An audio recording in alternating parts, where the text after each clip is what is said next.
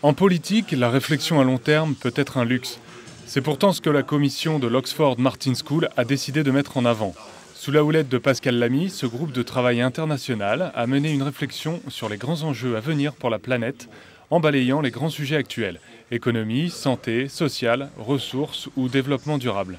France Stratégie a invité des experts et des décideurs à examiner les conclusions de la commission.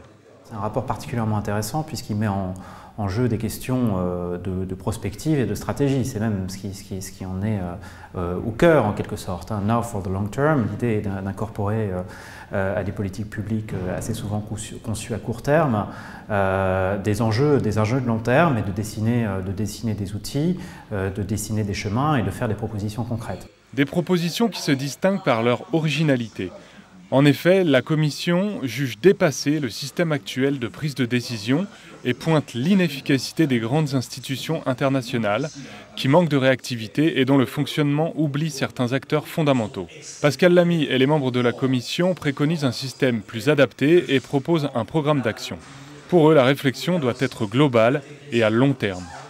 S'il y avait un seul objectif à retenir, c'est qu'on ne peut plus aujourd'hui ni demain faire la confiance qu'on a fait au système international classique, c'est-à-dire des États discutant, négociant, bouclant ou pas des accords avec des États. Il faut que d'autres forces interviennent. Les citoyens ils savent s'organiser de temps en temps, y compris au niveau international, et le monde des entreprises qui évidemment joue un grand rôle dans toutes ces questions.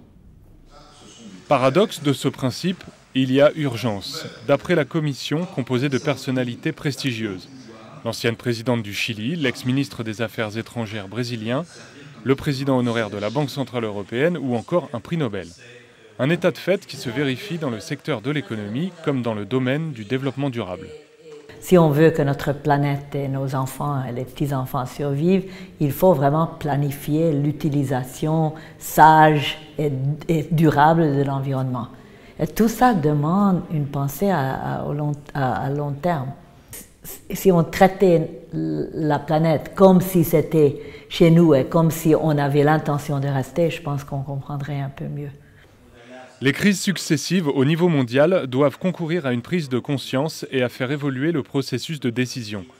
Les grandes métropoles, les acteurs économiques et les citoyens doivent avoir leur mot à dire. Sous la houlette de Pascal Lamy, la commission Oxford Martin ambitionne un nouveau mode de gouvernance.